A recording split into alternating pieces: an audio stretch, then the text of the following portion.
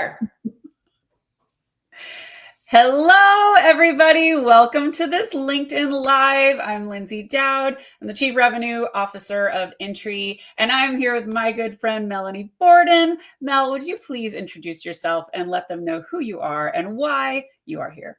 Hello, my name is Melanie Borden. Thank you for having me today, Lindsay.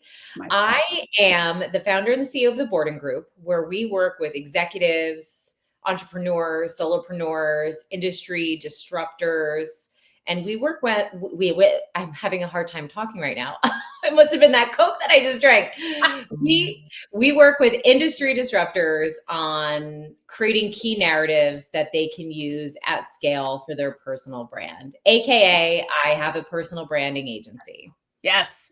So Mel has been on my podcast. We are pals, and there is nobody better that I could think of to do this with. And this is geared specifically to job seekers. As you know, Intry is the sponsor of these LinkedIn Live series, and I'm sure Mel will be right back. And we focus on helping job seekers. We actually have a career accelerator coming up next week. And we'll talk a little bit about that in the show, but we really do want you to ask questions. I am looking at my phone and I have the questions here. So if you see me looking down, I am not ignoring what is going on around me. I am literally just looking at who's on and what you are asking about. So please throw your questions our way. And here she is. She's back. This is what happens with live TV, right? This is okay. We know how to roll with the punches. This is okay. So, okay, first, I just want to say, let's just start off with this very powerful phrase that there is no such thing as job security. There is only career security, and you have to build that for yourself. And today, we're going to talk about your personal brand, which is one element of career security, but the landscape has changed. There's so much that job seekers need to be thinking about, but this is a biggie and it's much more modern than it used to be. So I think back in the day, and I'm talking like just a few years ago, you just, networked, you applied for jobs online, and then you got another job. It's totally changed now. So Mel, let's just talk a little bit about why do we even care about a personal brand? What's the point? So we are our personal brand. And that's the one thing that I think a lot of people forget about is we are our careers and our careers are us. And someone might say, well, I'm really not my career. But if you are looking for a new job, or if you are thinking about your succession planning, or if you are thinking about where you want to be 5 years from now, you want to think about how others in your industry or potentially in other industries that you might want to be in, how they're perceiving you. And LinkedIn just offers this perfect platform to give you the ability to do that. And so I always like to use the story about myself during the pandemic because I had zero personal brand online. I was doing nothing. And when I saw everything happening around me, I thought, that could be me too. And did I really want to be posting like I saw others posting on Instagram or Facebook? Not Yep. really. It wasn't really something that I thought about, but it made more and more sense when I thought, okay, I'm seeing this opportunity. Mm-hmm. And at the time, it was very early on where you really didn't see that many people who were posting this way. And then I just went all in and really started focusing on it, and my life changed. Yeah. So as long as you attach your career goals to what you're doing, you can make it happen, even if you don't necessarily want to start a business. I think that's such a great point. And I think for corporate people, which is where I came from, we don't talk about this. Now it's starting to become a conversation, but it certainly wasn't. I think I've been on LinkedIn since 2006, and I never thought I had a brand. I thought I had a job, and I thought I had a really long, beautiful, decorated career. But the people that I worked with knew about it. People outside of that didn't know about it. And I was making the dumb mistake of only accepting connections with people that I knew. And so it wasn't until I got shoved out of the nest and went out on my own that I really started intentionally building my network and started really appreciating how important a personal brand is. So for all of you, all y'all in the corporate world, you still need a brand. Your job, your company is not your brand. Your brand is your expertise, your why, what you bring to the table. And it's really important that people understand what that is. And can we just talk about my favorite element of this, which is something that I think was taboo not too long ago, but that's bringing in some of the personal side. And I know that you just did a post today on this about why that's one of your like key tenets of doing that. Do you want to talk about your 4 tenets and then we'll dive into personal? Yeah, sure. So I call this, and you can call it whatever you want, but I call it the visibility strategy framework, because I essentially have tried so many different things, not just for myself, but for my clients over the last 5 years, that I've kind of narrowed it down to the 4 types of content that helps you get seen. And regardless of what your goal is, right? So we're talking today about finding a new job, or potentially thinking about a different industry you want to get a new job in. So all 4 of these really will help you to get to where you want to be. Yeah. So number 1 is what Lindsay was just talking about, personal content, right? So it's the one thing that is definitely still, this isn't Facebook. Well, I Yeah. think it is. It's business Facebook, and we all Okay. like, okay? We all like learning about people that we work with. Just like when you're in an office, you're not just engaging with people about work, you're talking about your weekend, you're talking about what you did with your kids, the games. Lindsay and I were just talking about what I do on the weekends before we Mhm. started this. So it's just one of those things where you want to show your human side. And that is also a reason why when you see people who never post anything, and then they do a post about something that is near and dear to their heart, whether it's a charity they're involved with, maybe they just got married, they had a Mhm. baby, they had some sort of a life event, it goes viral Yep. because people instantly get connected to others because they can relate. This is the relatability. And it's also the emotional factor when you can emotionally connect with someone. And that's why posts go viral. So a lot of times a strategy that you'll see is people will repost viral content, let's say from Reddit, or they'll see something on Facebook or Instagram, and they'll reshare it on LinkedIn. Mhm. And it always goes viral because it's something that's personal. So sharing personal content. And I do think that there's also a line between personal and private, right? So Yes. maybe you consider your political views to be private, and that's, however, you may want to say, personally, like I love to run and that's my thing. And then Mhm. all of a sudden you find other runners that are in your world, or maybe Yes. someone at the company that you're looking to work at is really into running too. And then all of a sudden you have this instant connection with the hiring manager. So that's number 1. Number 2 is, so you're going to share a little bit about yourself. So number 2 is sharing promotional. So promotional in the case of a job seeker would be sharing some of the wins that you've had over your career, almost like having your own case study or case story for yourself that you can share about the wins, what your experiences are, what you've done. Something that I've also learned as someone who worked for someone else, and then I left and I went on my own, and I was kind of scratching my head for about 3 to 6 months as to why my content wasn't converting, is because I Mm. wasn't putting an ask, not only in my content, but also in my profile. So you want to ask others what you want. Do you want to be considered for this position or this role? Ask. If there's someone in your network that might know somebody at this company that you just applied for a job at, Yeah.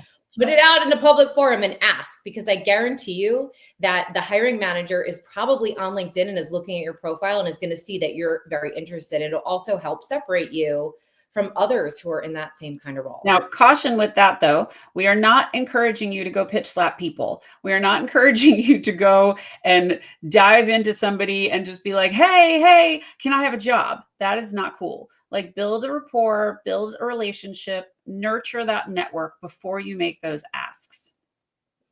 Definitely, definitely. And DMing is also another great way Yes. to, reach out. If you can look at who the hiring manager is and you know that you're connected with, X, Y, and Z people, maybe ask those people to make an intro. Mhm. So the third type of, so you want to ask for what you are looking for and really share yourself and that will help you also get some visibility. Educational content is another pillar of mine that I live by, because I do believe that you have to serve others. Yes. And especially many of us, whether you're working in B2B or B2C, you're still working with other people. And so I also am a firm believer that I have no restrictions in terms of sharing my knowledge. I'm not concerned about someone stealing from me. Mhm. There are a billion people on LinkedIn. That's right. And even if I wanted to work with 1% of the overarching community on LinkedIn, I wouldn't be able to, because it's just not something that A, I'm looking to scale myself to that point. And B, I think that there's room for everyone. And not everyone who follows me or engages with me is going to hire me. And I know that. Mhm. So I also love to engage with others. But sharing my knowledge and sharing what I know also gives me instant credibility, and it positions me as a subject matter expert. So for someone who is looking for that role, share what you know, because it's all of a sudden going to start attracting these people to you, where the conversation is going to go from we're hiring for this role to we're hiring for this role and we are interested in hiring and talking to you about this Yeah. particular role. Love that. Yeah. So we have people calling in. It's not a call-in show. People watching from all over the world. I saw London. Hi, Isabel. I saw Angola. I saw India. I see so many of our friends online. So thank you for being here. Please ask your questions. Nancy Whitaker just asked a question, which I think is a really good one. If you're in search mode, does it pay to pay for LinkedIn Premium each month? There's kind of a couple ways to skin this cat, and I'll let Mel give her perspective. But I think most of what you can do on LinkedIn is with freemium. I don't know that you really need to pay for premium. However, the piece of premium that is really valuable is seeing who's looking at you. And you can't really do that on the regular version. So especially if you're a job seeker and you want to know who's checking out your profile, and maybe somebody from one of the target companies you want to interview with is checking you out, that's great intel. And that's a great place to start nurturing that person. So that's really important. I do think most of what you will do is on freemium, and it's not necessary. What's your thoughts? So I like premium for being able to see who looks at my profile, Yeah. because if I'm applying for a job, I want to see if that hiring manager is looking at me. Yeah. The other thing I like is being able to DM anyone and not Yes. having Me restrictions on too. who message. Yeah. And then lastly, the piece that I like, if I'm starting to put myself out there and putting content out there and really going all in on my personal brand, I would love to be able to see the data on that, to see Yes. which are working and which isn't. And when you have premium, it gives you more ability to see what's out there I and agree. see, all that data. So, do you need it? Probably not, No, but but those are really great points. And it just depends on the kind of user you're going to be on the platform. So if you are one of the recommended personas that we both recommend, which is somebody who engages, no posting and ghosting, you are also going to go and comment on people's stuff. And because you are here, you are not going to write great post, and you are not going to just give it a thumbs up. You are actually going to say something intelligent, which looks good on you. So go engage, share with your heart, and especially if it's an area of your expertise, say something smart, because their whole network is seeing what you're writing. And that's a great opportunity for you to engage with other people's networks. So be generous, go comment, no great posts. And oh God, by the way, if you are using AI for comments, we can tell. We can tell it doesn't look good. I have someone who writes literally a paragraph on every post I do. I know she's not writing it. And I'm just like, oh, honey. And I want to say, like, I can see your underwear, but I think it's just going to offend her. So anyway, any thoughts on that? the AI comment thing, I mean, if you're going to use AI, then you should really train it hard to not sound like AI. And I know that Agreed. the average person is using AI to create hacks and to make life easier with commenting, Mhm. because at some point we were told that long form comments are really great to have. But what I would do is, if I'm using AI, I would take my meeting recordings that I'm having with clients and I would upload it into Chat GPT, if it's Yes. a platform of choice, and say, this is my tone of voice, and continue every time you do a call to upload or do some recordings, create a tone of voice guide, which you can also create with AI and just train So it so it important. doesn't sound like it. But yeah. Yeah, I mean, I don't know. To me, the whole point of engaging with people is that it's you, and it might be faster, but we can tell. So, Mhm. I wouldn't maybe do that so much. Um, so I want to just go back to the job seeker perspective for just a moment. So one thing I want people to be aware of, and in our career accelerator that we've got coming up next week, personal brand is one piece of it. But in addition, these are some of the other things you need to be thinking about. So is your resume ATS ready? Do you know how to tell your story? What's your unique value prop? I ask this question on my podcast every single week. And whenever I get someone that says, "Ooh, where should I start?" Or, "Ooh, you got 20 minutes?" No, I don't have 20 minutes. I have 2, and you've got to like figure out how you can tell your story in 2 minutes. And we talk about that. We talk about interviewing tips and techniques. We talk about a job search strategy, how to nurture your network, salary negotiation, talks with recruiters. I think I said interviewing tips and techniques. And the biggest thing that we do that makes such a big difference is we talk a lot about mental health. This stuff is hard. Job seeking is hard, and there's pressure on you from your family, from your partners, from your friends, and people are wondering how you're doing. So, how do you create boundaries for yourself? What are some really good communication tools? We arm you with all of that. So, what we're talking about today is one really big piece of that. But modern job seeking is not just you got a resume and you're chucking it over the wall and getting a job. Doesn't work like that anymore. So you got to be ready. All right. So I'm just looking for some more questions. There's a lot. Did you have a comment, Mel? So I'm looking at one from Josh R. Perfect. The 47-year-old is just now getting his MBA in project management. I've always worked in production work. I want to use my degree to transition into finance and management work. How does someone at my age with the lack of experience get themselves noticed? It's a great question. You take it first and I'll follow. Okay. So, one thing that a lot of times we forget about is that LinkedIn essentially serves as a dual, right? If we're just talking about LinkedIn, and then I'll share some other ideas off LinkedIn.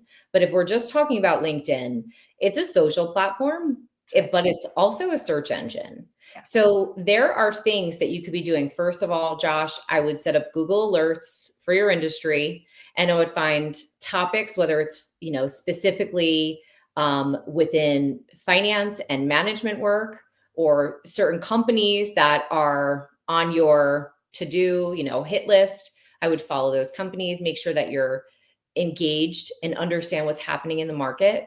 And then I would look to your profile and I would look at it as essentially a marketing funnel for you. And you can turn it into a visibility showcase, if you will, Yes.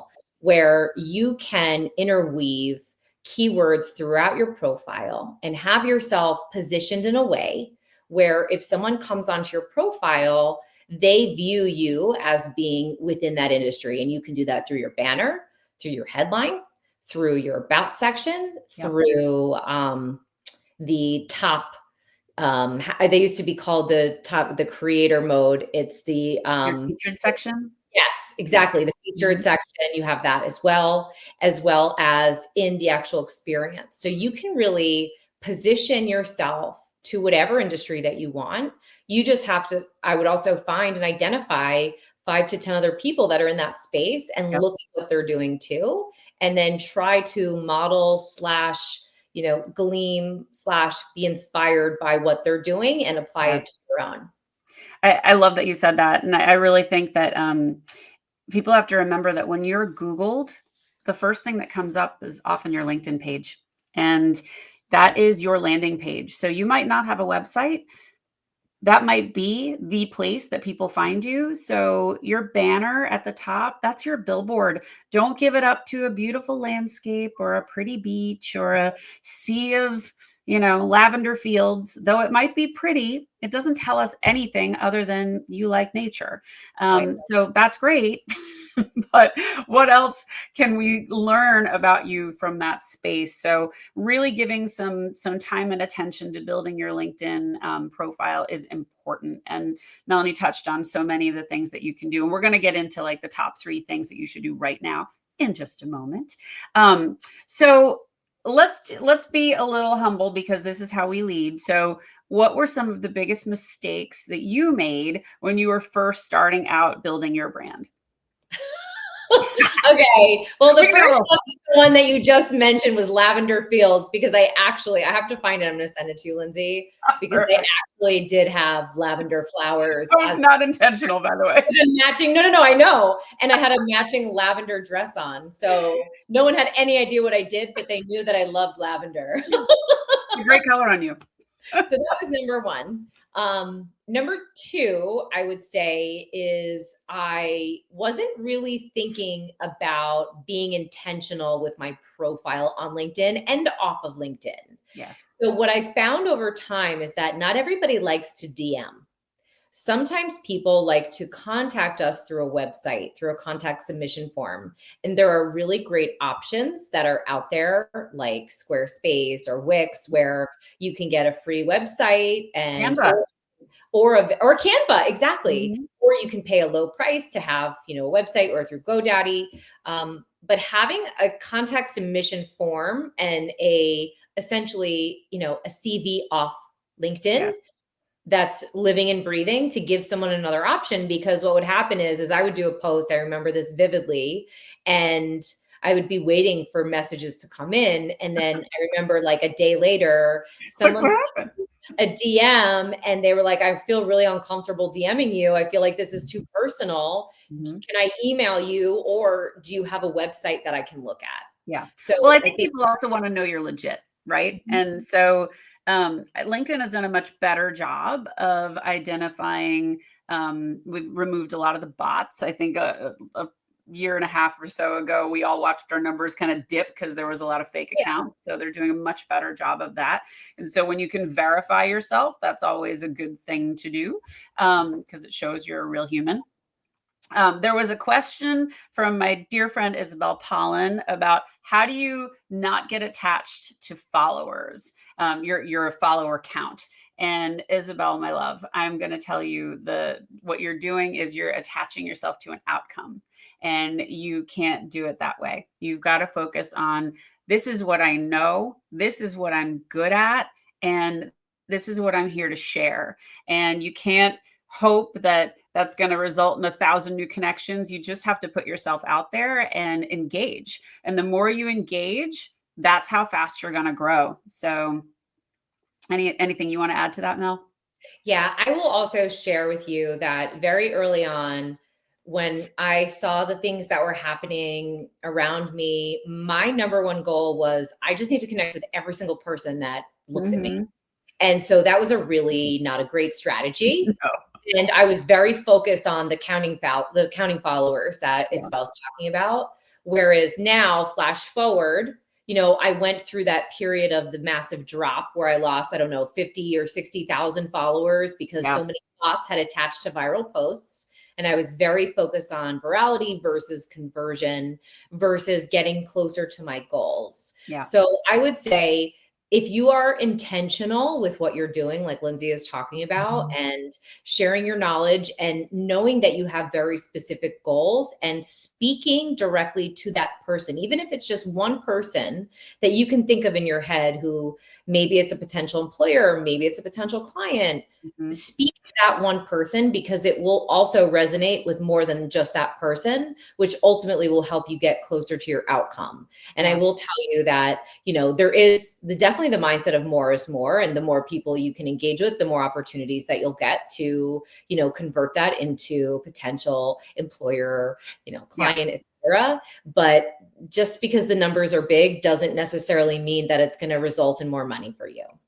No, and I would prefer to have, 10,000 people who actively engage with my stuff than, 50,000 people who, see a post and don't say anything.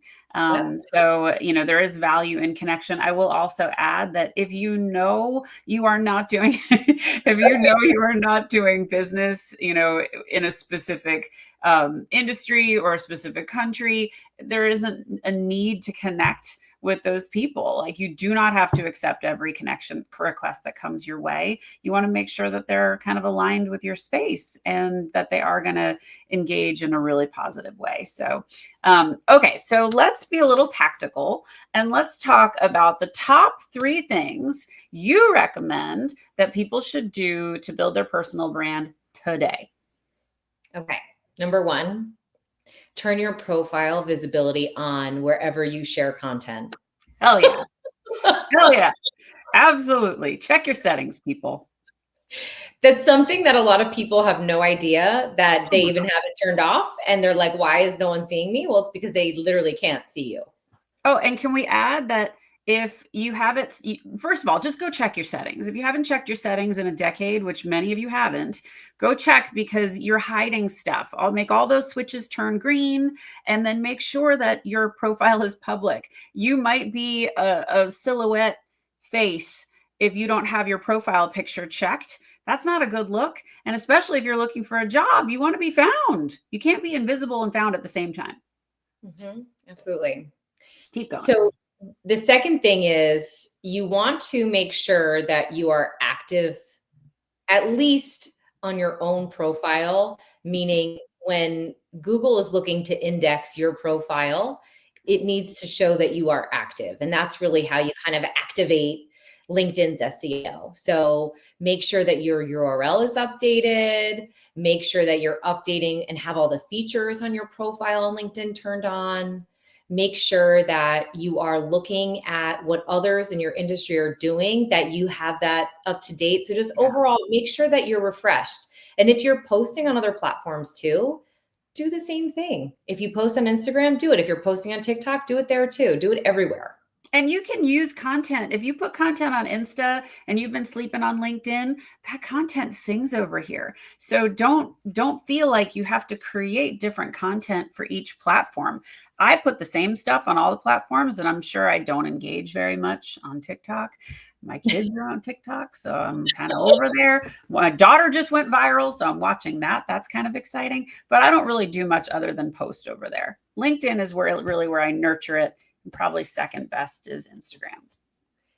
So, and then my other one for you is my last one is to create a win list of the 25 wins that you had in your last job or in the job you currently have or in another role that you had in the past. And those wins you can instantly turn into content. And then all of a sudden you go from if you're posting not at all, if you want to post once a week, then all of a sudden you have multiple months of content based on the wins that you have.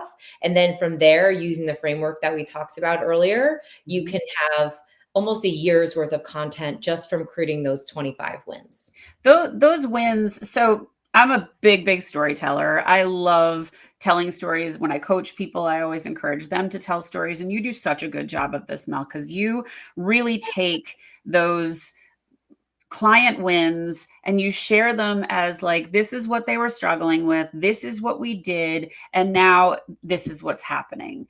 And it doesn't have to be real complicated, but it does have to be human. So, try not to be super technical when you're telling those stories, but tell the story like you were telling it to, my school teacher, retired mother.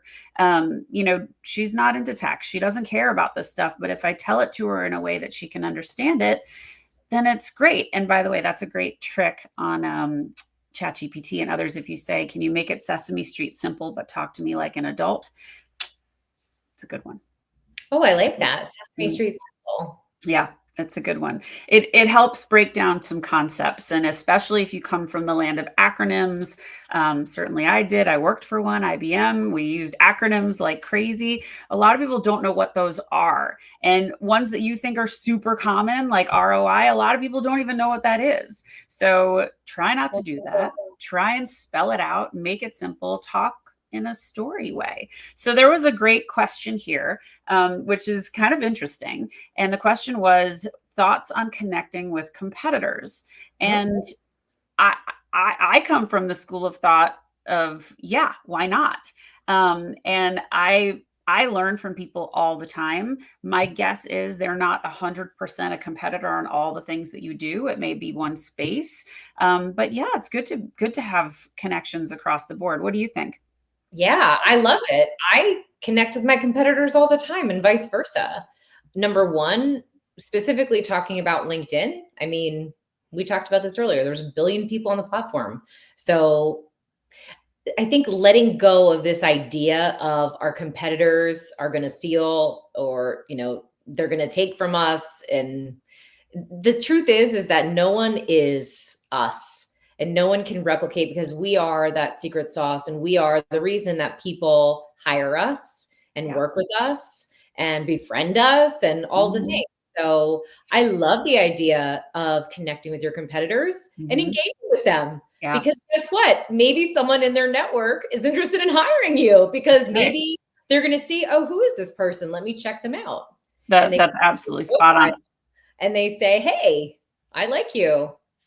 I know. I I love that. I'll love it. I'll add to that too. If you are looking to work for a company, let's say it's Coca-Cola, since they've shown up a few times in this show today. So if you want to go work for Coca-Cola, the first thing you should do is go follow the company page. Right. And anytime that the company page is posting, I think you can ring a bell on a company page. I know you can ring a bell. We'll talk about ringing the bells. So every profile, you can't ring your own bell, but every other profile on LinkedIn has a bell. And when you click on the bell, you can be notified of all the posts, relevant posts, or I don't want to hear from this person ever. Those happen too.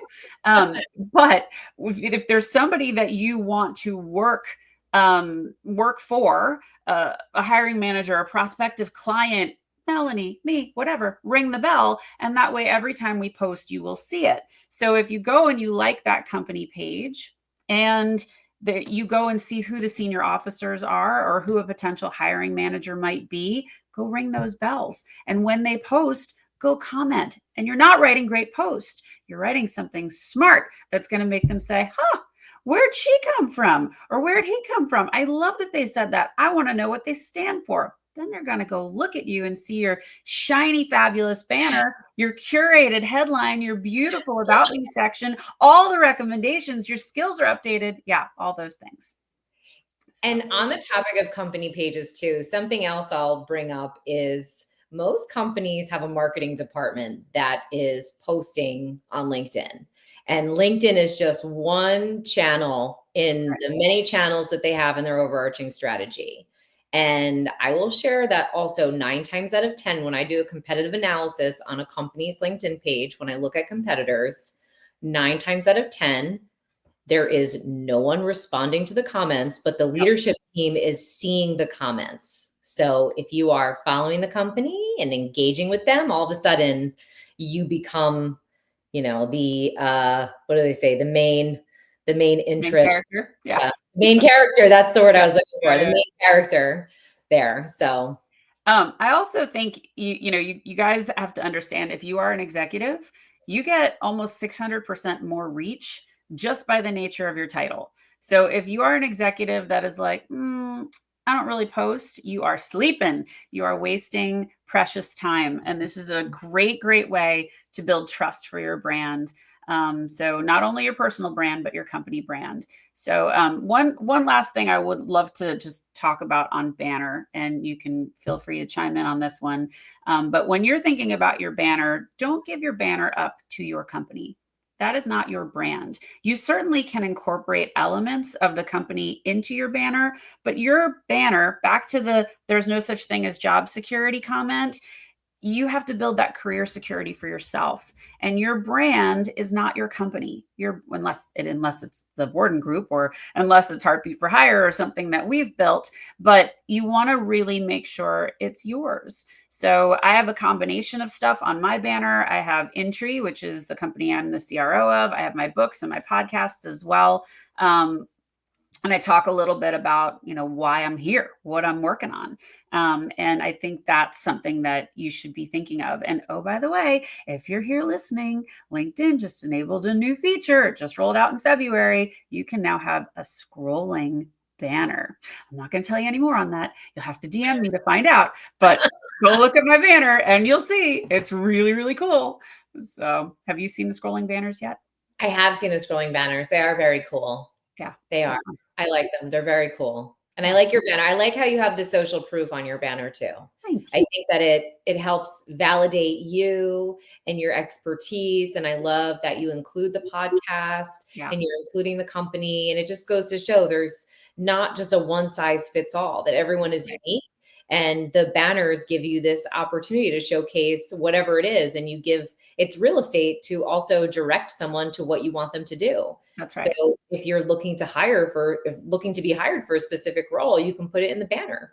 I love that. I think back to the Sesame Street Simple, people get very confuzzled and confused about like how to articulate their value and what they stand for. And I think it's so important that you make it so clear and so simple, and don't get caught up with cute naming conventions and alliteration. While that's all great, you really want it to be simple and clear. So think about those kinds of things as you're building your stuff. And hi, Sheila. Poppy's great. I think she's down on the floor sleeping. So for anyone that wants to know, Poppy Long Sausage is my 7.7-pound long-haired dachshund. And she is Oh, like me and very sweet and makes a lot of guest appearances, but she's sound asleep, so I'm not waking her up. So she does show up in LinkedIn every once in a while. So guys, keep the questions coming. We have a few more minutes, so happy to answer some more. So Mel, one of the things that we talked about when you were on my show was that LinkedIn is not the only place to build your brand. And we've kind of talked about other platforms, but you gave some really valuable tips about what you could be doing outside of LinkedIn. So in the lens of a job seeker, what kinds of things do you recommend that people think about? okay. This might be considered not necessarily conventional for a job seeker. And I could see how a job seeker could say, I don't really know. But as someone who started with building my presence online, primarily as LinkedIn as my headquarters, if you will, Yeah. and then kind of ventured out afterwards, this is also filed under lessons learned. On LinkedIn, you have the ability to download your data. One Yes. of the key features that you have is to be able to download your first degree connections. Yes. Now, a lot of times you have first degree connections. This is also a controversial topic because not everybody loves this, but I believe that I should own my network too, and it shouldn't Yes. just be LinkedIn that owns it. So you have the ability to download your first degree connections. Now, when you do this, LinkedIn will send you back a report. And Yep. in that report, you will find that some people have email addresses. I would take that list and I would immediately create your own email list. And it is another way to stand out as a job seeker. And it is another way for you to also launch a newsletter in the hopes of creating this opportunity for you for a new job, a new role. Mm-hmm. And then I would use a website like Kit, formerly known as ConvertKit. It is a great website and it is free, I think up to 10,000 people. So for most of us, this is going to be a free email list that you have, and you can create your own list. And it is something that was never, ever positioned to me in the way of, Yeah. what if I lose LinkedIn? What if there's no more Possible. social media? And It's it's just, possible. yeah, I mean, exactly. people get locked out. And not only can you get locked out, but if the platform goes down and you are entirely reliant on this platform, you're hosed. So you've got to figure out a way to maintain those contacts, maintain those connections outside of LinkedIn. And does it mean you're going to be texting everyone in your network? No, but you can absolutely connect with them outside of that. So we have one more question from Isabel, which is video versus written content. And my quick answer is both. And I think video right now is king, but not everybody is ready for that, especially job seekers. I think back to the mental health part of job seeking, sometimes you're not in the clearest headspace and you don't feel like bullish, like I'm ready to go do a video. So it's okay. Attach a picture and do a written post, make a combo, make a slideshow. There's lots of ways to import content. If you can do video, fantastic. But like Melanie said earlier, the more human, the better. It's okay if you flub. It's okay if you mix up your words a little bit. People know that, and it doesn't need to be super polished. So, thoughts? That was such great advice. Cool. People are gonna like and probably resonate more with the stuff that's not super polished, that's not edited. Right. And I think a lot of times too, people compare themselves and their content to creators that have a team of 10 people working for them, helping them create content.